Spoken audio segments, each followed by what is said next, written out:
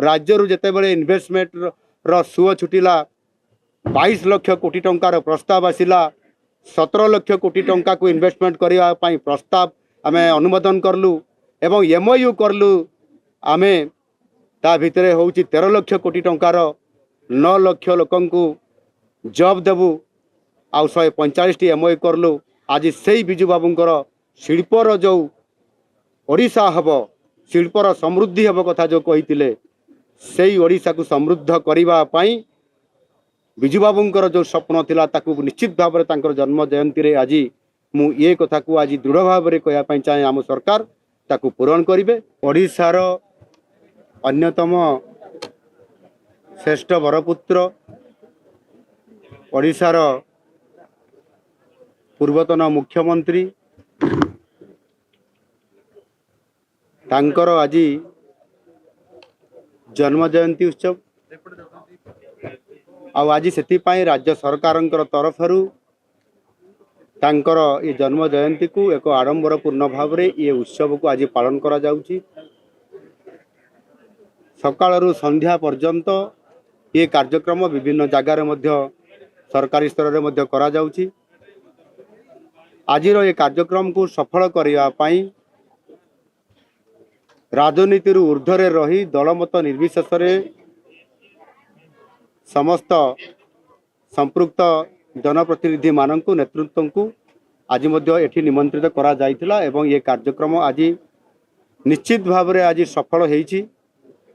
किंतु एठी गोटे कथा होईछि जे निजे निजे एठी आज आमर मुख्य वक्ता भी कहते जदि आहुरी सफल होता पूर्णांग होता जदि आज जो मान को निमंत्रित करा जाइछि समस्ते जदि आज उपस्थित थांते आज विरोधी दल नेता नवीन बाबू आज आसी पारे ना संध्या बेले कार्यक्रम रे जोग दे नाहंती आ उपरे आपण माने प्रश्न भी पचारुछंती। आमे बिजू बाबूंकर जयंती सरकारी स्तर में आज पालन करुछंती। सरकार एथिरे आडंबरपूर्ण भाव में करने घोषणा कला परे ये कार्यक्रम को न आसिबा ये निश्चित भाव में जो मैंने बिजू बाबू जन्म जयंती को डाकिला परे सरकार न आसिबे से निश्चित भाव में पाप करिछंती ये कथा मु कहिबी। एथिरे राजनीति आम करवा कथा नुह। बिजू बाबूंकर बहुत बड़ हृदय थिला, बहुत बड़ साहस थिला, बहुत बड़ दुस्साहसिक काम से करिछंती। आज एभली जड़े व्यक्तित्व बिजू बाबू जहांकर मृत्यु रे 3टी राष्ट्रर जातीय पताका को अर्धनिर्मित करा जाइथिला। एभली एक नेतृत्व बिजू बाबू दलमत निर्विशेष समस्ते भल पाती बिजू बाबू को एणु एभरी समय एभली कथा कहवा एवं कई जन जदि दुर्बृत्त कौन से कारण जदि प्रतिमूर्ति को जदि बिजू बाबूंकर भांगी देवे ता कथा को लेकर आजिर दिन में राजनीति करिवार आवश्यकता नथिला। आ गोटे दलीय कार्य राजनीति करवा ये ठीक है नहीं एवं जी ये मूर्ति को भांगिले तांको अरेस्ट करा गला नहीं बोलिकरी कहवा। जो माने ये मूर्ति भांगी चंती से माने आज जेल भितर अछंती ये कथा को आमे आज दिन में कहबार एत आवश्यकता थिला जे अरेस्ट करा गला नहीं से माने आज जेल भितर अछंती 3 जण। मु निर्देश देइथिली जे जी भी बिजू बाबूंकर प्रतिमूर्ति भांगी चंती से पाताल रे थिले मध्ये खुजिकरी आज ही ताकू जेल भितर भर्ती करा जिवो। आम पुलिस आज तांको अरेस्ट करिक जेल भितर रखी सारी छंती। यार राजनीति करिवार एथिरे आवश्यकता नथिला। जहाँ भी हो आज बिजू बाबूंकर से जो अधूरा स्वप्न आज अधूरा स्वप्न को गत सरकार पूरण करिवे बोली ओडिशा सरकार रे दायित्व नेइकरी 24 वर्ष समय नहीं थिले। किंतु आज बिजू बाबूंकर अधूरा स्वप्न गाँ को काम माँ को सम्मान महिला सशक्तिकरण शिल्प प्रतिष्ठा करिबा ये कथा आज अधूरा गत सरकार समय रहीगला केवल राजनीति रे। आज आम सरकार आसिला परे राजनीति नुह ए वास्तवता। आज महिला सशक्तिकरण को आमे वास्तविकता दौचु जहाँकि माँ को सम्मान दौचु। माँ किभली भाव में गोटे घरर अर्थनीति को कंट्रोल करे अर्थनीति को आगक नेबाई संकल्प निए। आज आमे सुभद्रा योजना माध्यम आज 1 कोटी महिला को आज आम 50,000 कर आर्थिक सहायता देवार आज आम कार्यकारी करूँ।